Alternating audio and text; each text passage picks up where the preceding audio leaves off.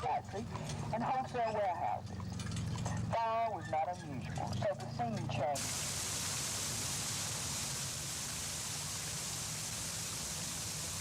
I hear people say they're going to go somewhere to visit here and there. You need to look around you around Montgomery. And the reason I'm doing this is I thought if I can make an attraction to bring people downtown, then I can make them realize what they have to appreciate in Montgomery, Alabama. The tours are going to run, at this point, probably 3 times a day. Is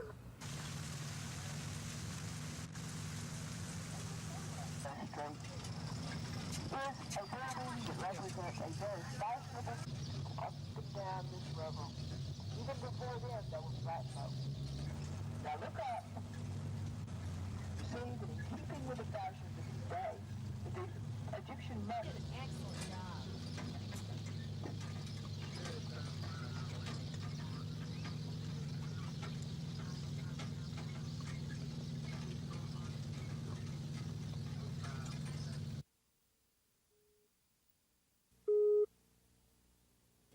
Well, we have received some proposals in the area of plasma physics, in some microwave studies, what Auburn wants to do into context.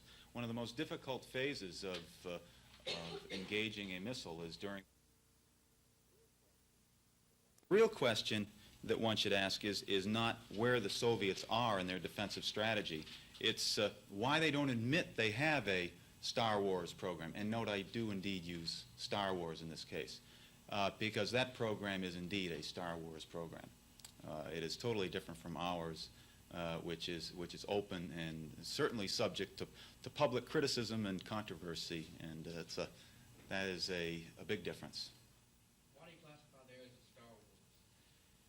I think perhaps there may be some capabilities, some opportunities in ultra-high-speed computing, software development tools. I have to see. I have to check on this. But it's very clear that this university is growing and growing at a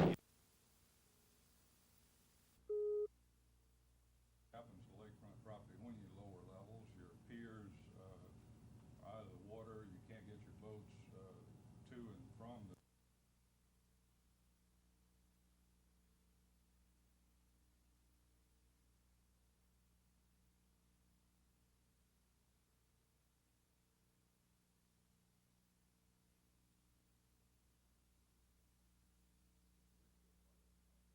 we're still quite concerned that we still could have drawdowns on the lakes. That's basically where we are right now with this. We think the FERC has data. We're encouraged by the fact that people are now writing and expressing concerns from both sides of this issue, and not just from one side. Based on the daily operational flow data that we have received from the power company, we feel like that in almost all occasions during the past 10 years, there has been enough water that has gone through both Bolton and Jordan to supply the amount of water we're asking for. We just happen to find ourselves on opposite sides of an issue of importance. The upstream lakes, so far the conservationists say that they don't think that their proposal will cause any significant decrease in the amount of lakes.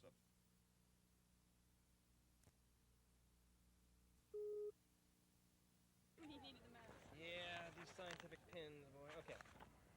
As much as they want. Okay. How many name tags?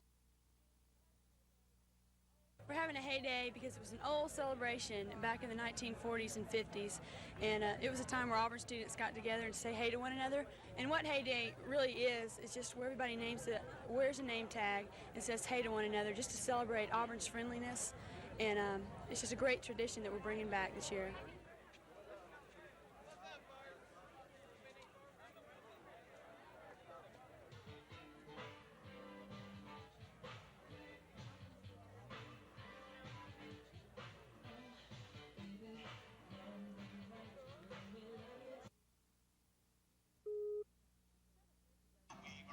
Seven years ago, some folks in Clio decided the city needed a boost. Thus, the Alabama Chitlin Jamboree was born. Like many small towns, Clio wasn't getting much attention. The Jamboree is changing that. 7,000 people are expected this year.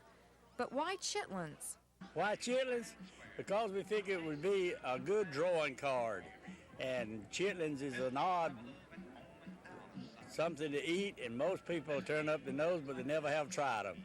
Until you try the chitlin, you never have eaten nothing that's good.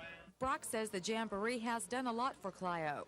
The celebration helps support local pork farmers and brings visitors into town. It's put it on the map once more. It wasn't anything going on until in the town, anytime during the year until we started this Jamboree.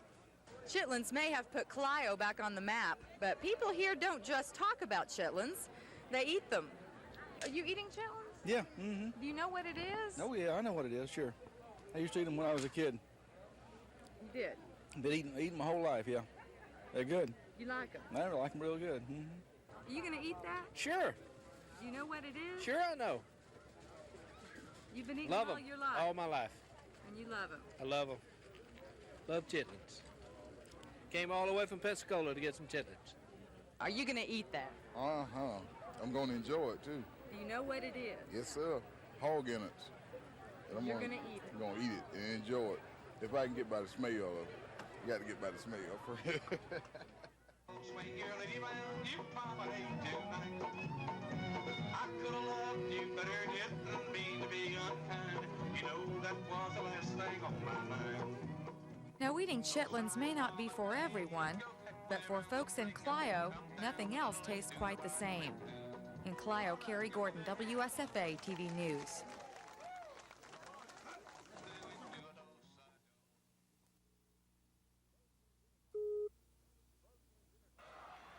Both teams entered last night's game undefeated and ranked in the top 5 in the 6A classification. Opelika at number 4 and Central at number 2. The Bulldogs took the opening kickoff and drove inside the Central 5-yard line. Sean Smith scored off tackle for Opelika on this 2-yard run with 5:37 to go in the first quarter. Central got their only points in the second quarter. Quarterback Paul Jenkins hit Terry Moffitt to bring the Red Devils inside the 10-yard line. That set up a James Joseph field goal. His try was good, and it was 7-3 with 2:12 to go in the first half. In the second half, Phoenix City committed 2 crucial turnovers.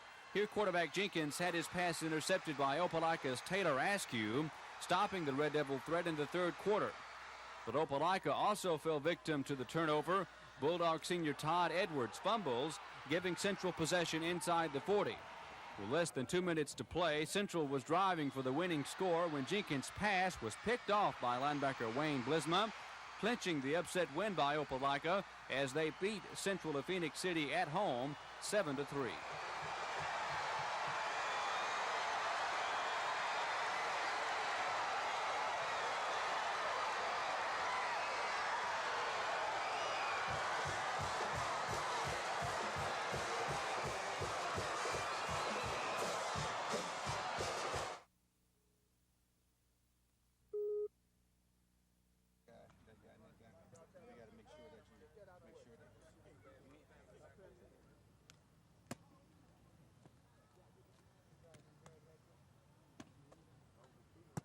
I'm looking for a tough ball game because at this point Prairie View is last in the conference and we are just ahead of them. If they beat us, they tie us. So I think they'll come out of scratching, biting, fighting, kicking, and the whole works. So we'll really have to play them and just knock the fire out of them at the start to let them know that we are a better football team.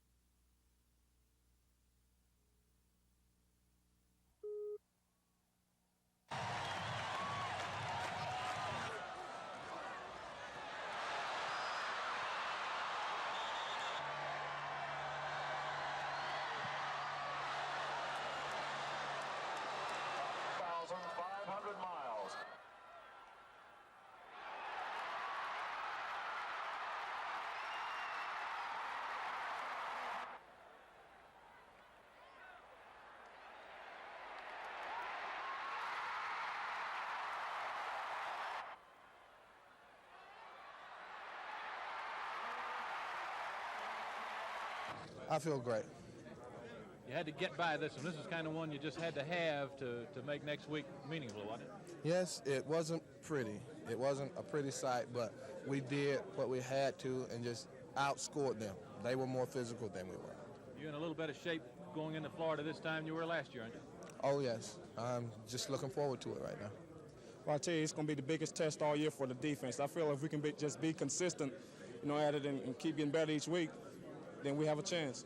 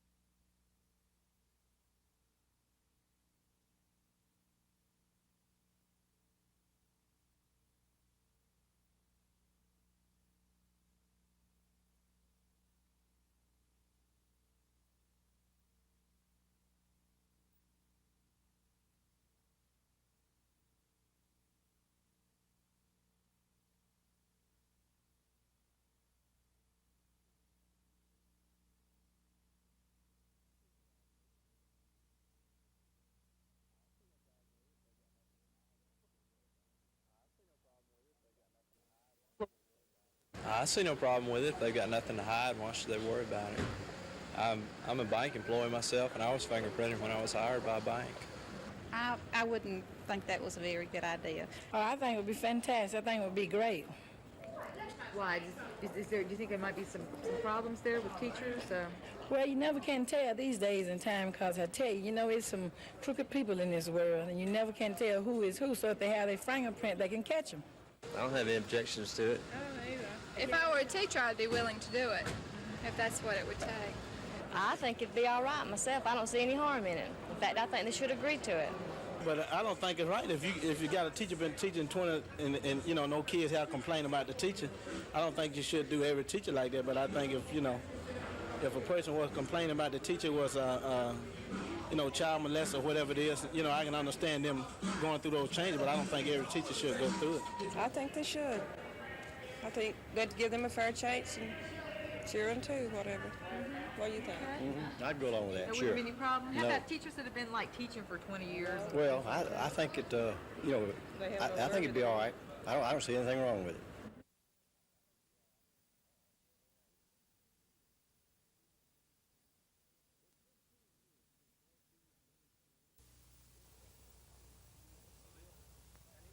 It's been 4 years since S.C. Amin's dream of establishing an Arabian breeding farm in America became a reality.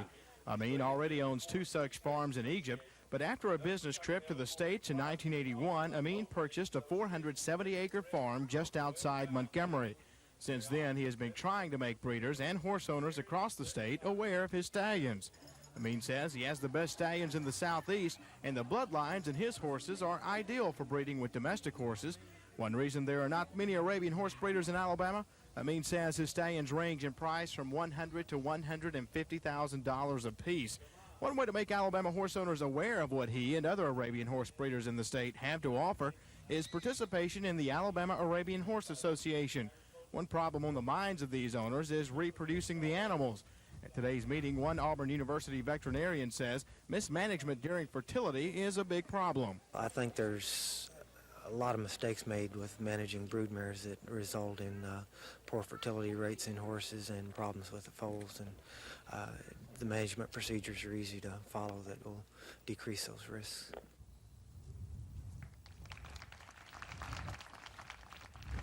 Amin says his stallions will be an asset to new or established breeders in the area, and one reason is because central Alabama's climate is about the same as Egypt's. Alabama is same like Egyptian climate, exactly climate, and our horses have no any problem at all here. And I think since 4 years we have experience of Alabama climate. It's very similar like Egyptian climate. How do you like it here? We love it. I'm an old man. From the Egyptian Heritage Farm in Montgomery, Scott Adcock, WSFA TV News.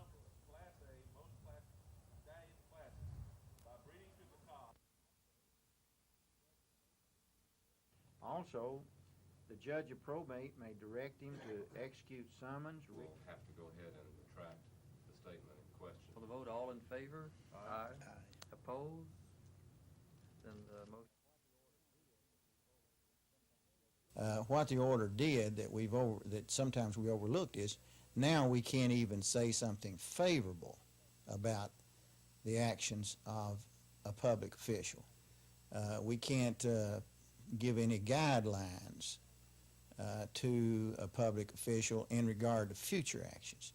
So the ruling has had an adverse effect on us from several different aspects. $400 Honda lawnmower owns a fur business. The city clerk was getting a little extra and all that. And I just, when Norman told me about it, I got tickled. I said, Norman, you put me on. No, man. Alabama broke a 2-game losing skid yesterday with a 28-9 defeat of Memphis State. Junior quarterback Mike Shula set a school record by completing 4 touchdown passes. This toss of 21 yards to Greg Richardson gave the Tide a 7-0 second quarter lead.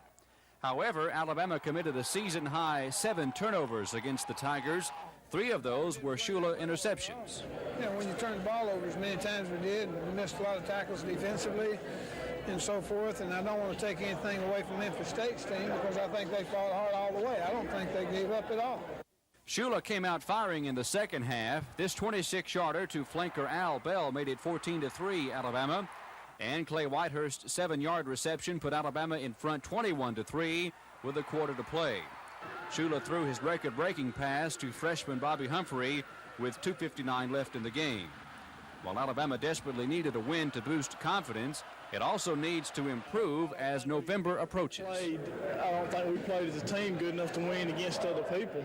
You know, I don't take anything away from Memphis State, but you know, we got LSU and Mississippi State and Auburn, and we can't play like this and expect to win. Auburn survived yesterday's win over Southeastern Conference foe Mississippi State. The final score of 21-9 gave the Tigers their second conference win and 6th overall. Bo Jackson ran for 169 yards and 2 touchdowns. This 22-yarder late in the second quarter gave the Tigers a 7-6 lead. Moments later, Pat Washington threw to a wide-open Freddie Wagan, good enough for a 14-6 halftime cushion. Mississippi State could manage only a field goal in the second half, while Jackson ran 4 yards near the end of the third quarter to make it 21-9. After the game, the talk was not about the win over Mississippi State, but about next Saturday's game against Florida. It was evident that we were flat, and I don't really know the reason for it. Maybe Florida in the back of our minds, but we were flat, no doubt. I don't think it'll be much of a problem. We get ready next week. Oh no, you know, that starts right now. We just got to go out and look forward to Saturday. Don't go out and think about what happened last year, because that could cloud up your mind and make you make a lot of mistakes. And we just have to go out Saturday and just do what we can to stop them.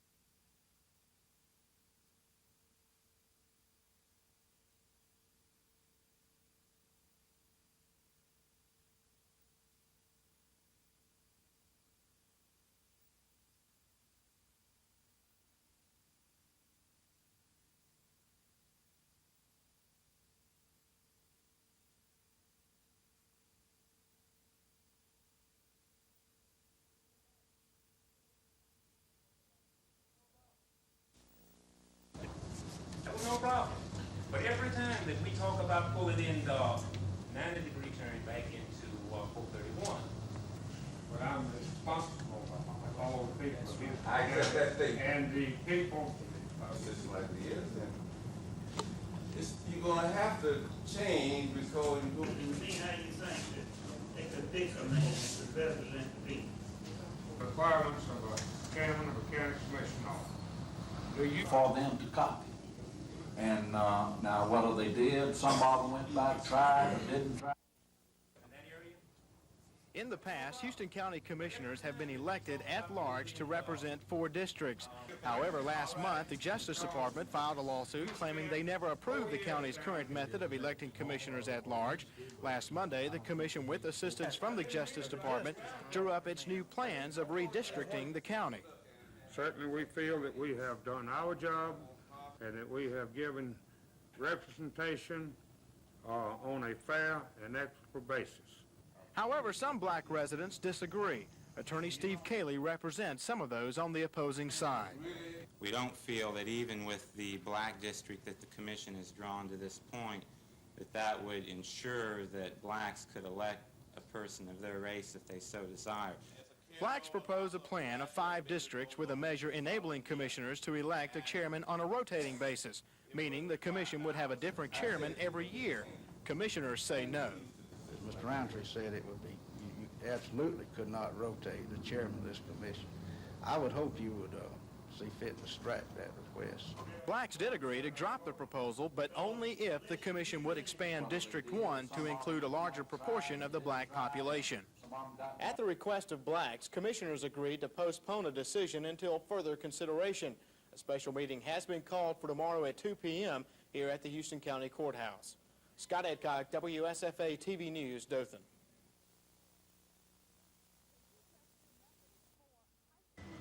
The 2+2 method is for high school juniors to get an early taste of college. Under the Partnership Act, juniors would sign up for the Tech Prep program, taking 2 years of courses in their career field. The high school program dovetails with specific technical education programs in junior colleges.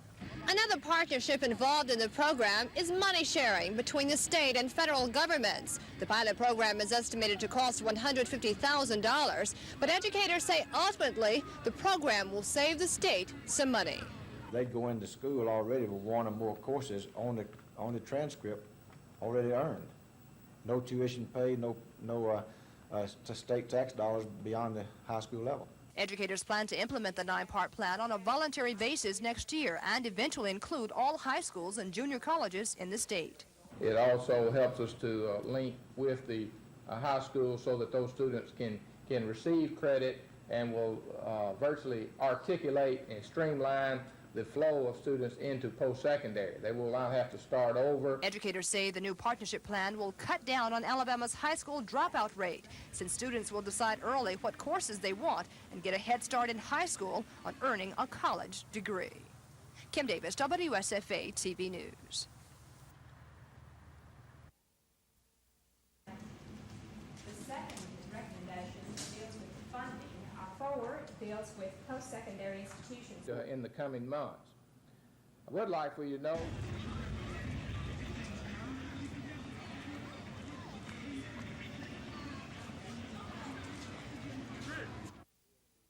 also helps us to link with the high school so that those students can receive credit and will virtually articulate and streamline the flow of students into post-secondary. They will not have to start over. They'll be given credit. Told you, man. Told you about all that stuff, boy. On TV. You on TV.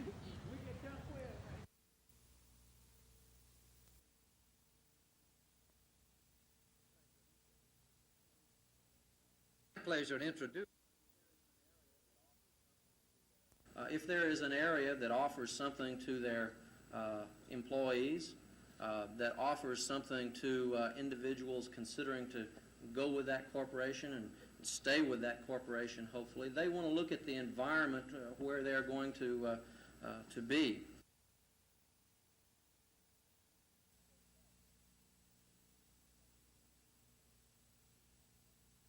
For my comments to you, last state government in this country have really only been in the business of supporting the arts for about 20 years. The National Endowment for the Arts was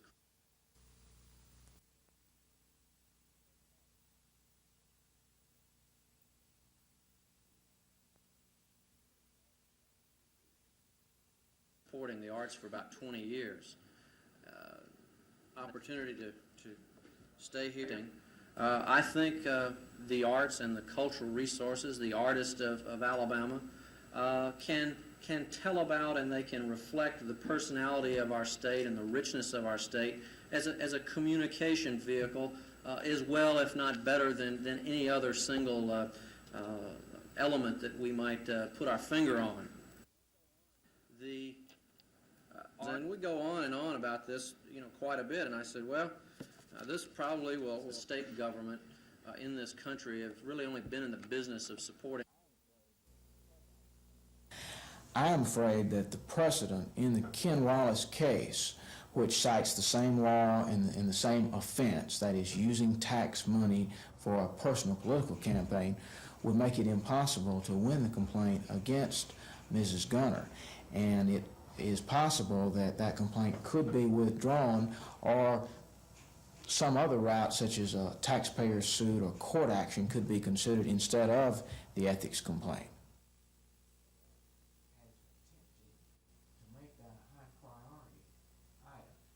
I was much further out front than in this poll, and it's very encouraging, and we're going to take a good strong look at the Attorney General's race. I've not made any decision at this time, and I'm somewhat worried about the ability to raise campaign finances for an Attorney General's race. The poll is very encouraging, particularly since another candidate for Attorney General paid for and ran the poll, which showed that he would be in second place and I would be in first place.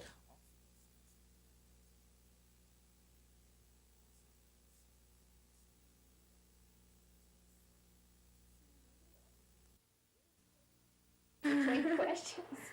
So who did, this is just a news release. What other type of mailings do you do? Members of the Eagle Forum. There was an Eagle Forum member on there who had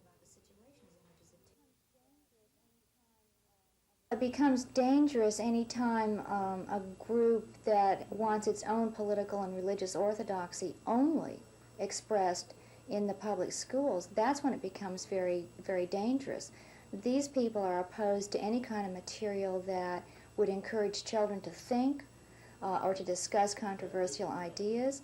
They criticize books taking sentences out of context, or just saying that the whole idea of the book, like the book about the rock stars, is just something that kids should not read.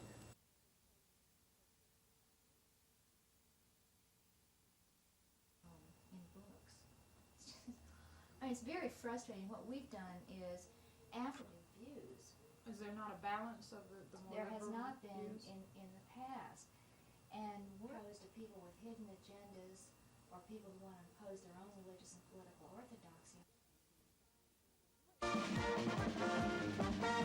Football is serious business in the South, and the lure of free tickets is an offer that's hard to refuse. Well, what we're doing is offering 2 spaces that normally sell for $1,000, and we have a special offer right now that you can purchase those spaces for $599.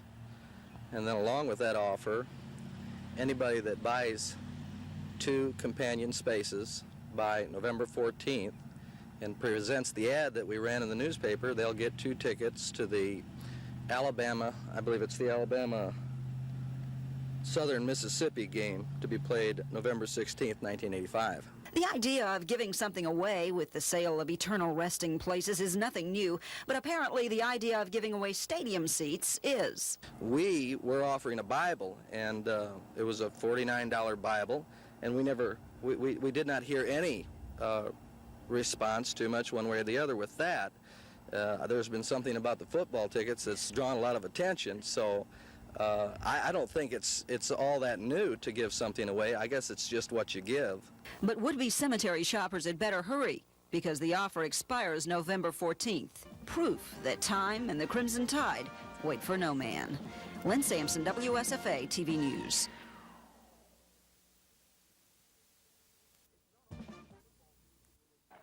It's not often that a football team can commit 7 turnovers and still manage to win a game by 19 points. Then again, it's not often that your quarterback throws 4 touchdown passes. This past Saturday afternoon, both of the above occurred for the Alabama Crimson Tide in their 28-9 win over Memphis State. For the second week in a row, the Tide was plagued by turnovers, 4 fumbles, and 3 pass interceptions. I think we played it well, but we made far too many mistakes, and we had 7 turnovers and we scored 28 points, so can't say we did that bad except maybe in the turnover. We didn't play too well today overall.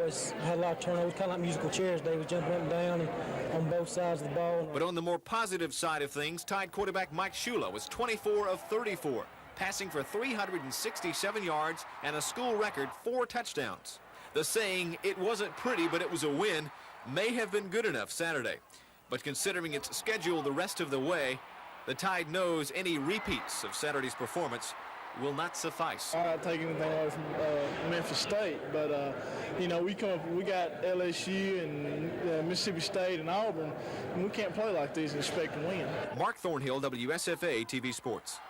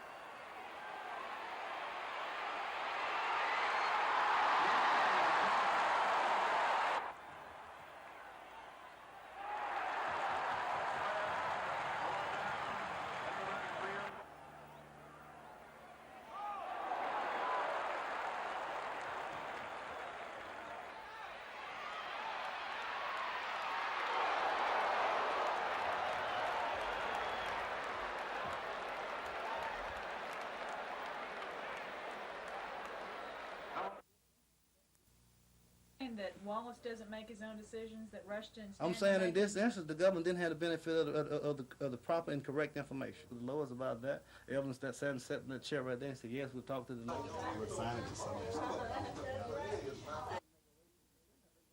I think the government didn't make a racist decision. I think the government made an ignorant decision. A decision based on a bunch of lies and a bunch of fictitious information that he was told. It's wrong as hell, but I'm satisfied that right will prevail. You know, my conscience is clear. If they want to give me this damn ride, then I'll take the ride.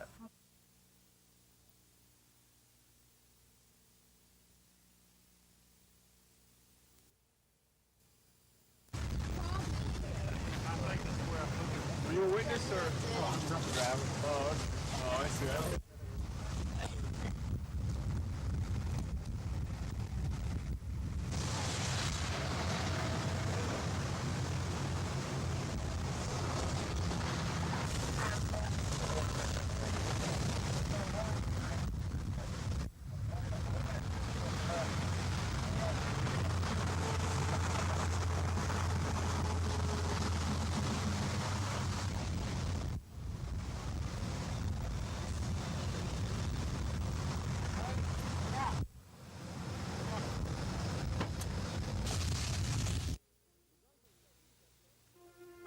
The Broncos got 2 touchdowns from Gerald Wilhite on the way to a 30-10 win over Kansas City. The Chiefs scored 1 less point than their pals, the Royals. Craig James rushed for 2 touchdowns and threw for 1 more as the Patriots came from behind to keep the Tampa Bay Bucks winless. Ken O'Brien rallied the Jets to a win over Seattle. This touchdown pass to Wesley Walker in the 4th quarter was the winner.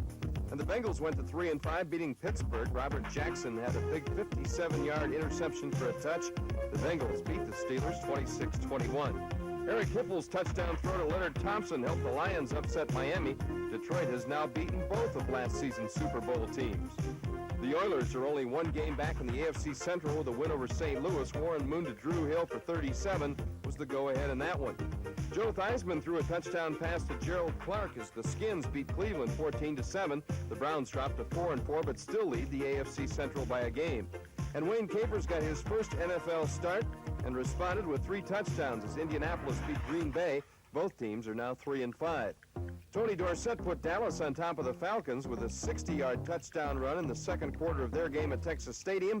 Dallas went on to beat Atlanta 24-10. The Bears are now 8-0 and the only unbeaten team left. As usual, Walter Payton had a nice day that included this catch for a touchdown as the Bears beat Minnesota. And Joe Montana snapped the Rams' 7-game streak. Joe threw for 3 touchdowns as the 49ers beat up the Rams and are now only 3 back in the NFC West. Greg Roberts for NBC News.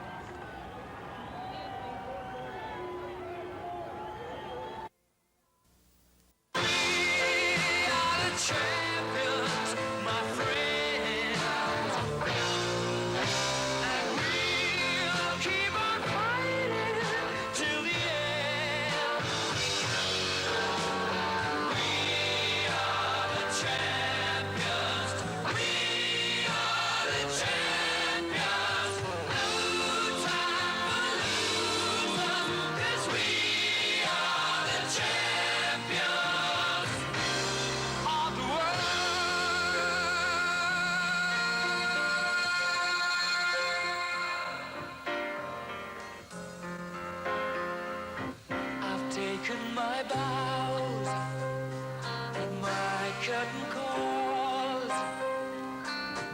You brought me fame and fortune and everything that goes with it. I thank you all, but it's been no bed of roses, no pleasure cruise. I consider it a challenge before the whole human race, and I ain't gonna lose.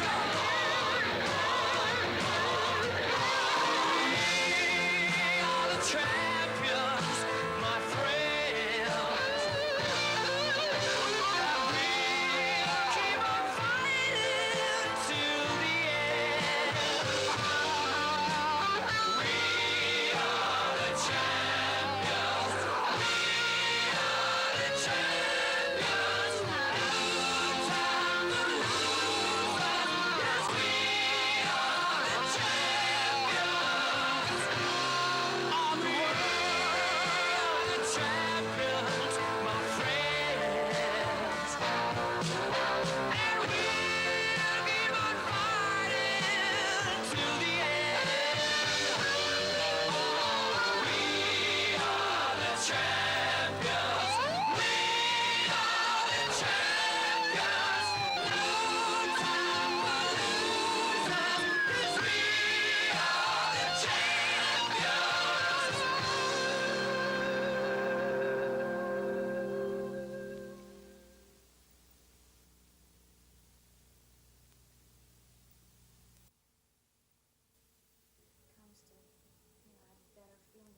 Textbook committee to urge them to not adopt a number of books.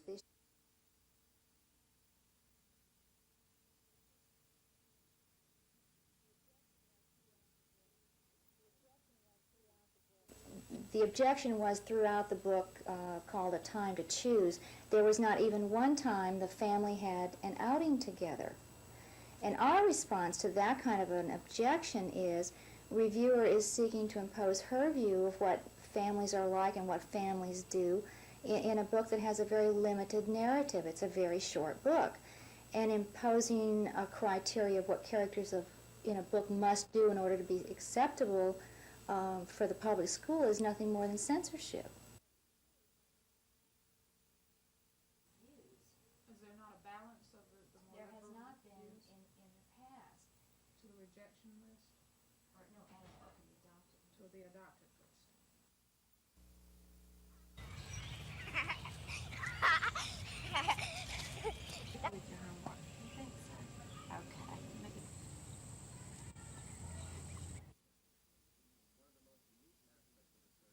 One of the most unique aspects of the search for the Great American Dog is that the winner is picked by you, the public. Each of the 5 finalists has been assigned a special 900 telephone number, and during voting week, November 17th through the 23rd, Americans can cast a vote for this year's Great American Dog. On Sunday.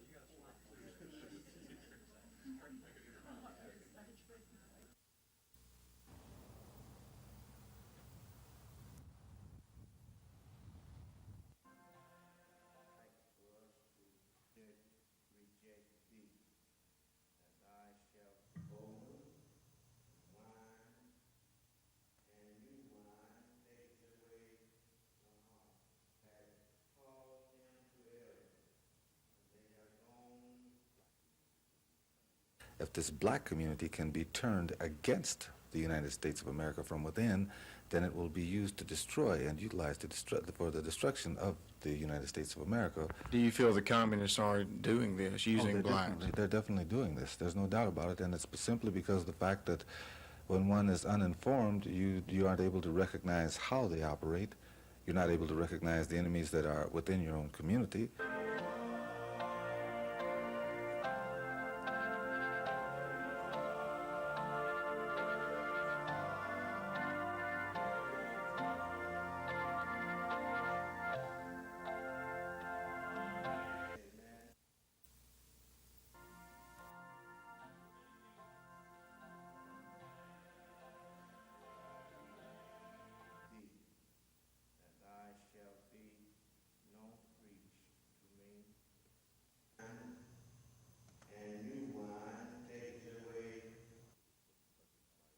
been targeted for destruction by international communism because of the fact that we are a nation within this nation. And if we can be convinced that this system will not work for us, then we can be used as attack dogs to destroy it from within. So I'm hoping that I'll be able to awaken some of the people at any rate.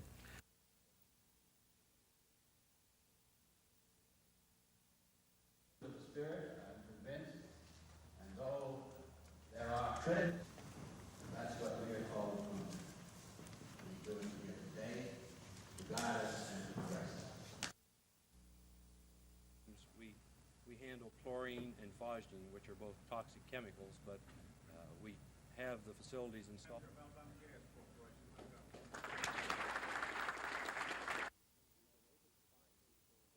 We've been able to find people that we think have that capability, and with the help of the state in their Alabama training program, we're kind enough to buy some computer systems to help train the people. It seems to be proceeding very well. You have other plastics plants, electric. How does this one rate, or how does this one compare with the others? Compare in size. We will be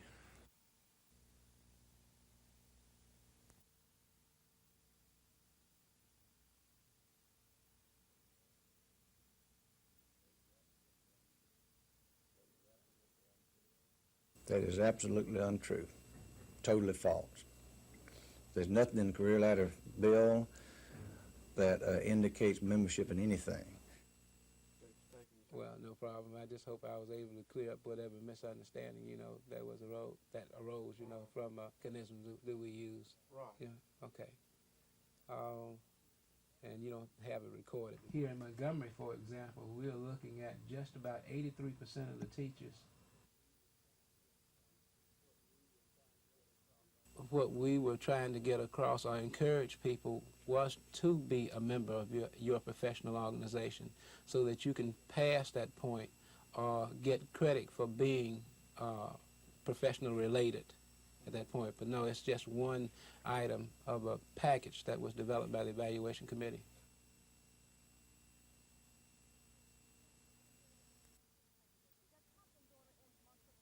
Judge Thompson's order ends months of controversy surrounding the proposed settlement and establishes new teacher certification testing standards in Alabama, standards which will be closely monitored by a court-appointed expert panel. Under the proposed procedure, the panel will assist the Education Department in developing, administrating, and reviewing the new exams. Also, minimum scores for passage are lowered 12 points, and if prospective teachers don't meet the lowered score, their grade point average and test scores will be considered equally to determine certification.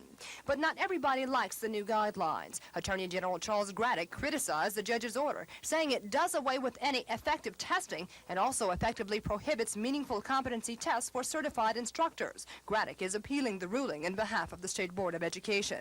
But the plaintiff's attorney is pleased with the ruling. Attorney Donald Watkins says the settlement demonstrates that it is possible to test teacher competency in Alabama and not discriminate against blacks. And the order also means the Education Department must pay $500,000 to nearly 2,000 prospective black teachers who initially failed but later passed the exam.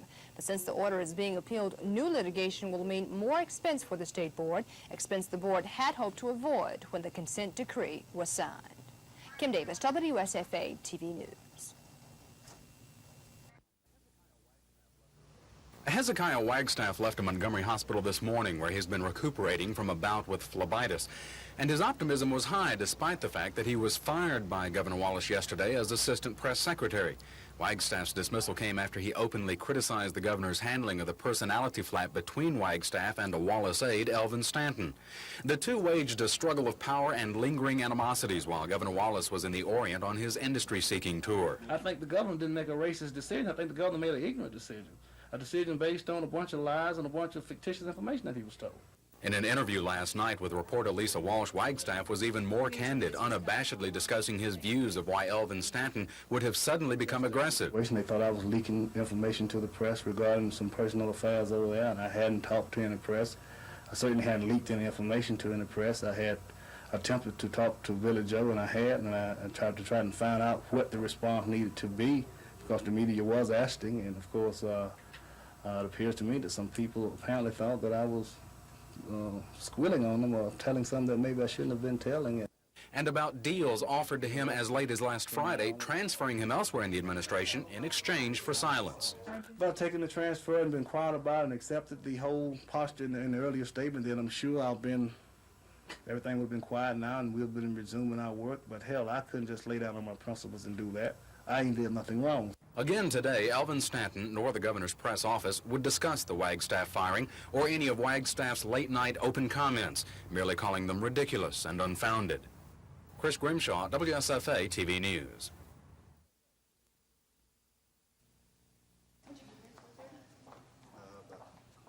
The news is here. You're newsworthy. About 11 o'clock, I'd say.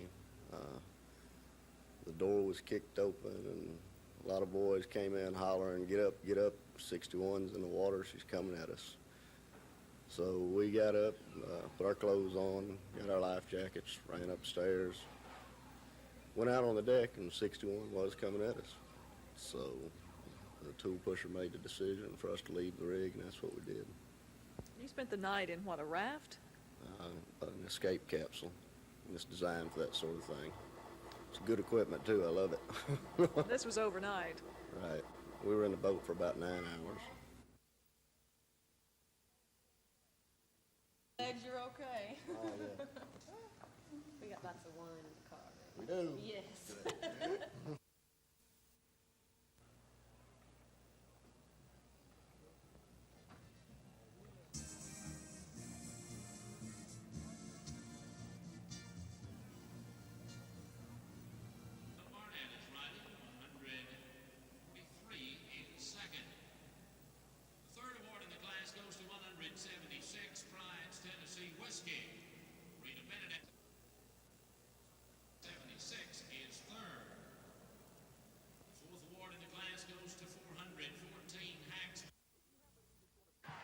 If you happen to be the sort of person who likes good old-fashioned, hard-nosed defensive football, then you would have loved Friday night's battle between second-ranked Central of Phoenix City and number 4 Opelika.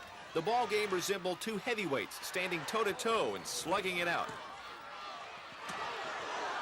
It was just a hard-nosed defensive struggle, and both teams, we've played that way before. A lot of bruises the next day, right? Bruises and blocking. They were out there like we were after them, though. We thought our offense, they played pretty good. They just couldn't get anything going. But, and we like staying out there anyway. Defense does. The two offenses were only able to score 10 points between them. Opelika scored in its opening possession of the ball game as Sean Smith powered in from 2 yards out. Central could only manage this 27-yard James Joseph field goal in the second quarter. Not surprisingly, the play of the night was a defensive play. Opelika's Wayne Bilsma coming up with this game-saving interception with just over a minute to play. When the dust had settled, the Opelika Bulldogs, the underdogs in this bruising heavyweight bout, had upset Central 7-3. So for that big upset win over Central this past Friday night, the Opelika Bulldogs are McDonald's High School Football Team of the Week this week. Coach Wilson, congratulations to you and your team. Well, thank you. They did the playing. I didn't do much. I couldn't be prouder. I hope somehow that we can live up to this and it'll help us win this week. Okay, all right. Reporting from Opelika, Mark Thornhill, WSFA TV Sports.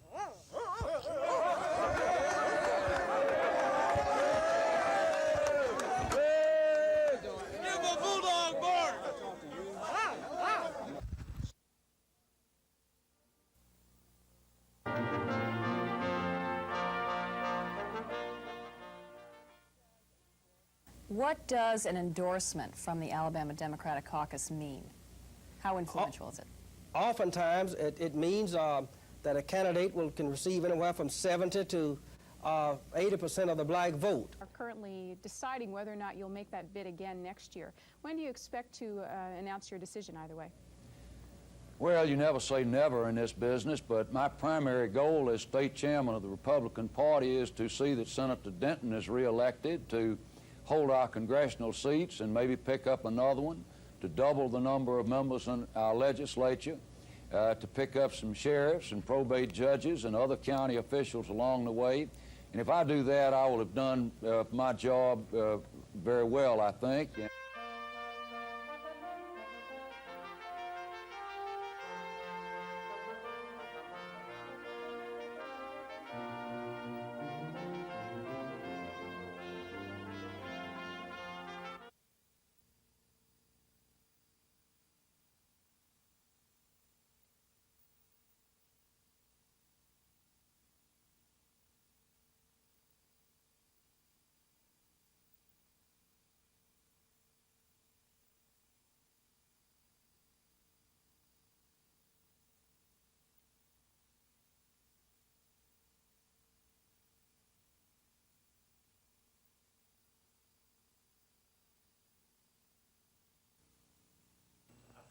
is, I think there's a vacuum. I think people are looking, he will not run, he does not want to leave office as a loser.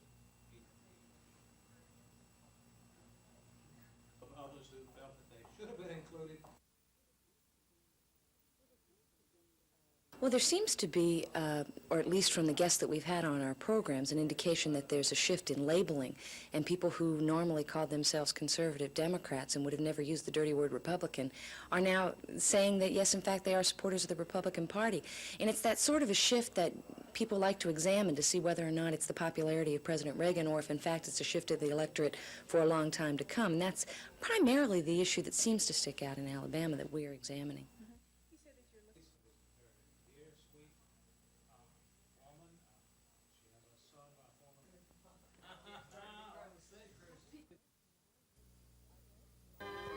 Up next, live from Montgomery, Alabama, our States of the Nation coverage continues. Good morning and welcome to C-SPAN. For the next hour, we're going to be taking a look at politics in the state of Alabama. C-SPAN's invasion into Alabama's political scene is part of a year-long series. The network is veering away from its normal coverage of national politics and giving its 2.5 million viewers a close-up look at state politics. He has said that he will look at the polls. C-SPAN producers say they're interested in Alabama for two reasons. One, and the most obvious, is Governor George Wallace, who's dominated Alabama politics for decades.